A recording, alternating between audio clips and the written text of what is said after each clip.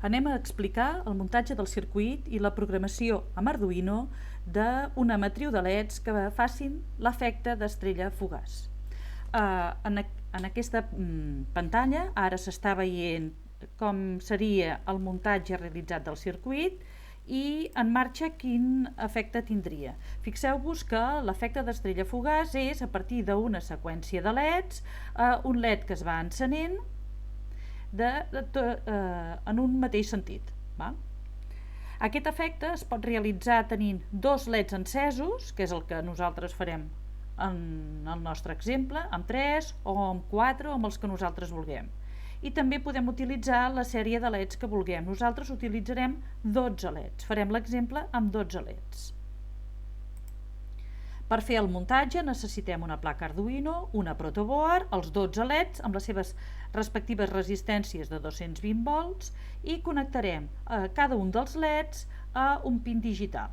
En aquesta pràctica hem utilitzat del pin 2 al pin 13. Per fer la programació no ho farem dins de Tinkercad, perquè es vegi millor utilitzarem un editor web extern i començarem fent la declaració de variables. Primer de tot necessitarem una matriu, un array, que podríem anomenar llista. Anem a definir-la.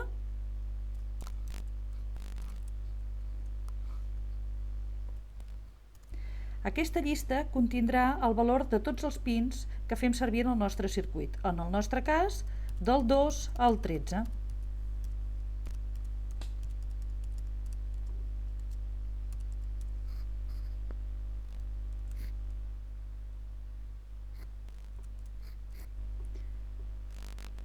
Per fer aquest programa necessitarem altres variables. També necessitarem un comptador que ens vagi comptant els diferents LEDs. Com que tenim 12 LEDs, aquest comptador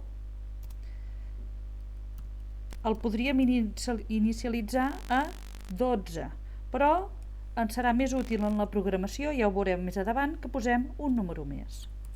Una altra variable que ens indiqui en quina posició estem encenent el LED, i com que tindrem dos LEDs encesos, necessitem també controlar la posició del LED previ al que està encès. Llavors crearem una variable que en aquest cas li he dit previ i que també inicialitzarem a 0. Comencem per la funció setup. Per inicialitzar els diferents pins.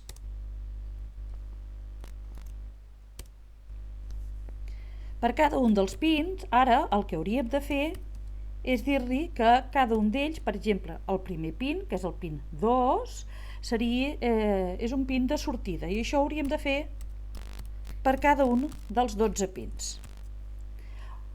De manera que aquesta instrucció la tindríem 12 vegades. Una manera més correcta de fer-ho és a través d'un for. Anem a fer-ho. Aquest for faríem que utilitzaríem la variable posició des de 0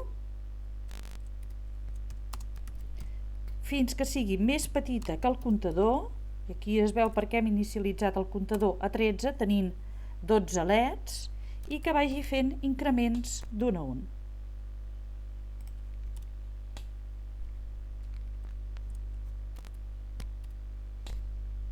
Dins del for ja hi posarem la instrucció per inicialitzar cada un dels pins, però en lloc de posar el nombre de pin utilitzarem l'element de la llista corresponent a la variable posició. Recordem que els elements de la llista sempre van entre claudàtors i li direm que és de sortida.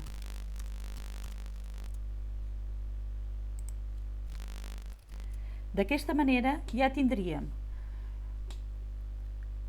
el codi per inicialitzar els 12 LEDs. Fixeu-nos com funcionaria aquest for. Aquest for aniria des de que la variable posició valgués 0 fins que valgués, com que la variable comptador val 13, fins que valgués 12. Per tant, tindríem les 12 posicions i aniria fent increments de 1.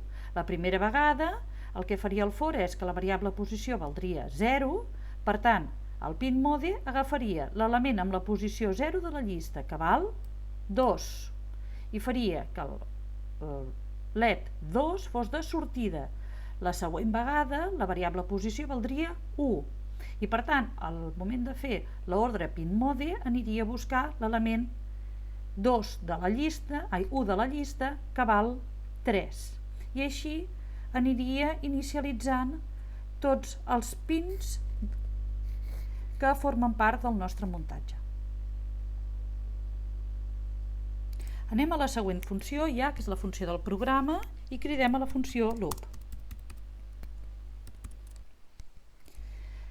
En aquesta funció el primer que hem de fer és anar encenent cada un dels LEDs. Per fer-ho també utilitzarem un for.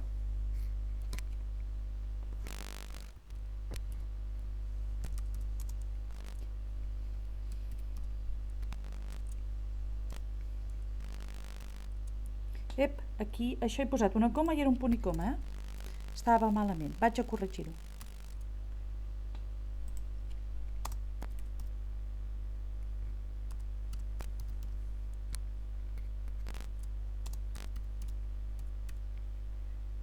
Bé, el que farem dins del for, el primer que farem és assignar-li el valor de la variable previ, que, com hem dit abans, indica quina és la posició del LED anterior al que està encès i que durant l'efecte d'estrella fugaç deixem encès durant un temps. Per tant, li direm que el previ sempre serà el LED anterior al LED corresponent que està encès. Per tant, serà posició menys 1. El següent que farem és que s'encengui el LED corresponent. Per tant, digital grow white, l'element de la llista que ocupa la variable posició i que estigui encès.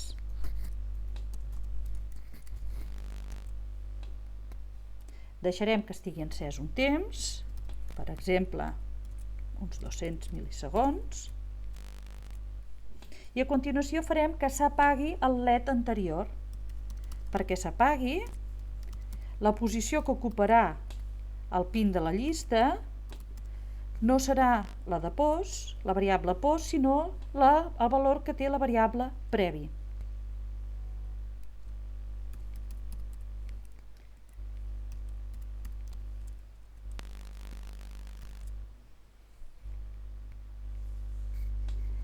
Repassem com funciona aquest for.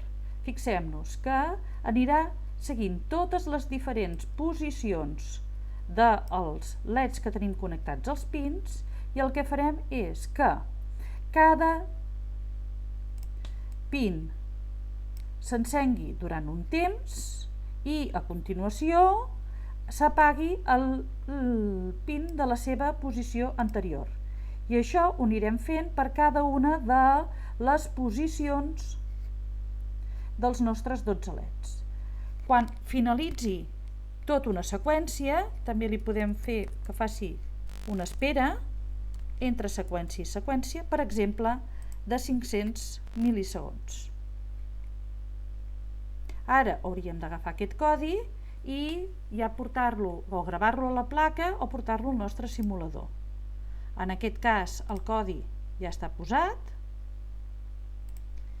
i aquest seria l'efecte que faria.